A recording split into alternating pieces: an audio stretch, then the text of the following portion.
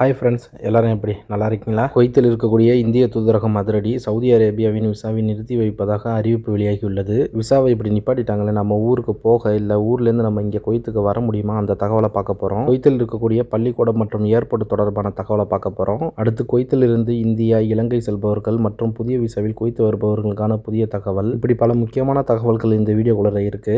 அதனால இதை பார்க்கக்கூடிய வியூவர்ஸ், நீங்க பார்க்கறது மட்டும் இல்லாமல் நம்மளோட ஃப்ரெண்ட்ஸ் அண்ட் ஃபேமிலிக்கும் வீடியோவை ஷேர் செஞ்சு விட்டுட்டு முக்கியமான தகவல்களை உங்ககிட்ட கொண்டு வந்து சேர்க்கிற என்னைய சப்ஸ்கிரைப் பண்ண மறந்துடாதீங்க. இப்போ வாங்க குவைத்தோட மிக முக்கியமான நியூஸை பார்த்தலாம். நான் உங்கள் ஏகே தமிழா 360. இப்போ முதல் தகவலை பார்த்தீங்கன்னா, இந்தியா, இலங்கை போன்ற நாடுகளில் புதிய விசாவில் குவைத்துக்கு வர வெயிட் பண்ணிட்டு இருக்கக்கூடிய நம்ம ஆளுங்க, எங்களால் குவைத்துக்குள்ளார வர முடியுமா, விசாவோட காலம் முடிய போகுதுன்னு. அதாவது பார்த்தீங்கன்னா, உங்களுக்கு புதிய விசாவோட வேலிடிட்டி பீரியடு ஒன்லி 10 நாளைக்கு இருந்தால் போதும் நீங்கள் குவைத்துக்கு வர முடியும். அதுபோல் புதிய விசா உங்களுக்கு எக்ஸ்பைரி ஆகிறதுக்கு சிறிது நாட்கள் தான் இருக்குதுன்னா, உங்களுடைய ஸ்பான்சருக்கு என்ன சொல்லி விசாவை ரினியூவல் செய்து வைத்துக் கொள்ளுங்கள்.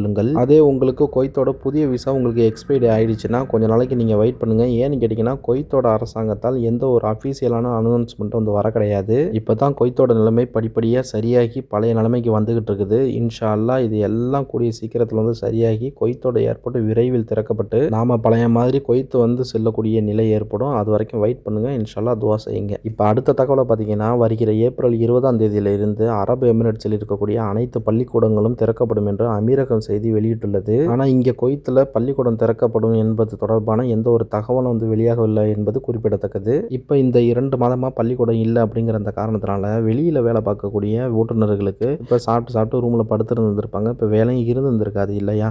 இப்போ இதுவே வீட்டில் இருக்கக்கூடிய நம்ம ஆளுங்களுக்கு இப்போ டியூட்டி ஹவர்ஸ் எல்லாம் கண்ணாமனான்னு இருந்திருக்கும். ஏன்னு கேட்டிங்கன்னா, ஸ்கூல் இருந்துச்சுன்னா நம்மளுக்கு ப்ராப்பரான ஒரு டைம் நம்மளுக்கு தெரியும் இல்லையா? இதுவே ஸ்கூல் இல்லை அப்படிங்கிற பட்சத்தில் நம்மளுக்கு கண்ணாமனான்னு டியூட்டியை கொடுத்துருப்பாங்க. நானும் இங்கே வீட்டில் தான் வேலை பார்க்குறேன். எனக்கு அந்த மாதிரி தான் வந்துகிட்டு இருந்துச்சு. உங்களுக்கு எது மாதிரியான வேலைகள்லாம் கொடுத்தாங்க அப்படிங்கிறத கீழே மறக்காமல் கமெண்ட் பாக்ஸில் தெரியப்படுத்துங்க. இப்போ அடுத்த தகவலை பார்த்தீங்கன்னா, குவைத் ஏர்போர்ட்டில் T5 அப்படிங்கிற ஜசீரா ஏர்வேஸ் நிறுவனத்துக்கு சொந்தமான ஒரு டெர்மினல் பாயிண்ட் ஒன்று இருக்குது. அது திறக்கப்பட போகிறாங்க இல்லை திறந்துட்டாங்க அப்படிங்கிற வரக்கூடிய அந்த செய்திகள் எல்லாம் ஒரு வதந்தி தாங்க. அதனால் அது யாரும் நம்பாதீங்க. அது மாதிரி ஏர்போர்ட் சம்பந்தமான தகவல்கள்லாம் அதிகாரப்பூர்வமான அந்த துறை சார்ந்த மட்டும்தான் வெளியிடப்படும்னு சொல்லியிருக்கிறாங்க.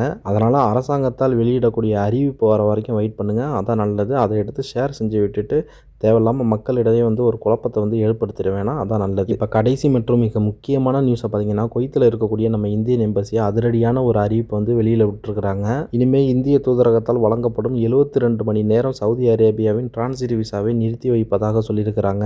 அதனால் குவைத்தில் இருக்கக்கூடிய visit visa holders, family visit visa holders, அதுபோல் இந்த விசா எக்ஸ்பைரி ஆகி இந்த குருசி அடிச்சுக்கிட்டு இருப்பாங்கல்ல, இவங்க எல்லாம் தூதரகத்தால் வழங்கப்படும் சவுதி அரேபியாவோட டிரான்சிட் விசாவை பெற முடியாதுன்னு சொல்லியிருக்கிறாங்க.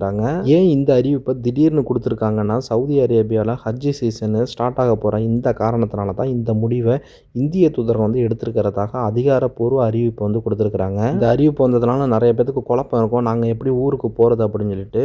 இதில் பார்த்தீங்கன்னா, சிவில் ஐடி கரண்டில் இருக்கிறவங்களுக்கு எந்த ஒரு பிரச்சனையும் கிடையாது. இவங்க பார்த்தீங்கன்னா ஜசீரா ஏர்வேஸு இல்லைன்னா குவைத் ஏர்வேஸு, இந்த விமானங்கள் மூலிமா குவைத் டு தமாம், தமாம் டு இந்தியா, இது மாதிரி நீங்கள் இந்தியாவுக்கு இலங்கைக்கு போக முடியும். அது மாதிரி சிவில் ஐடி இருந்தால் நீங்கள் ஊர்லேருந்து வரவும் முடியும். இதில் நீங்கள் முக்கியமாக தெரிஞ்சிக்க வேண்டியது, இப்போ சவுதி அரேபியாவோட இந்த டிரான்சிட் விசாவை உங்களுக்கு உண்டான அந்த ஏர்லைன்ஸ் கொடுப்பாங்களா அப்படிங்கிறத கேட்டுக்கிடுங்க. அப்புறம் காதர் பாய் தான் தவறாக தகவல் சொல்லிட்டாரு அப்படின்னு சொல்லிட்டு ஏன் மேலே பழிய போட்டுறாதீங்க. இப்போ இந்த அறிவிப்பால் யாருக்கு பாதிப்பு இருக்கும் அப்படின்னு சொல்லிட்டு பார்த்தீங்கன்னா, இந்த visit visa, family visit visa, இந்த விசா கேன்சல் செஞ்சுட்டு ஊருக்கு போகணுன்னு நினைக்கிறவங்களுக்கு மட்டும்தான் பாதிப்பு இருக்கும்னு சொல்லப்பட்டிருக்கு. இந்த அறிவிப்பு வர்றதுக்கு முன்னாடியே இந்தியன் எம்பசியெல்லாம் அப்ரூவல் வாங்கி வச்சுருப்பாங்கல்ல, அவங்களுக்கு எந்த பிரச்சனையும் கிடையாது. அவங்க ஊருக்கு போகலாம். ஆனால் இதுக்கப்புறம் அப்ரூவல் கிடைக்காதுன்னு சொல்லியிருக்கிறாங்க. அதனால் இந்த விசிட் விசா இல்லை ஃபேமிலி விசிட் விசா, அது போல் விசா கேன்சல் செஞ்சுட்டு போகிறவங்கலாம் கொஞ்சம் நாளைக்கு வெயிட் பண்ணுங்கள். இன்ஷா அல்லாஹ் உங்களுக்கான புதிய அப்டேட் இந்த ஜசீரா ஏர்வேஸ் இல்லைனா குவைத் ஏர்வேஸ் மூலியமாக விரைவில் வெளியிடுவாங்க அப்படின்னு சொல்லிட்டு நம்புவோம். அதுபோல் பார்த்தீங்கன்னா, ஊருக்கு போகிறதுக்கு இல்லைன்னா இங்கே குவைத்துக்கு வர்றதுக்காண்டி வெயிட் பண்ணிக்கிட்டு இருக்கிற நம்ம ஆளுங்களுக்கு இந்த பதிவை ஷேர் செஞ்சு விட்டுட்டு முக்கியமான தகவல்களை உங்கள் கிட்ட கொண்டு சேர்க்குற என்னையே ஃபாலோ பண்ண மறந்துடாதீங்க.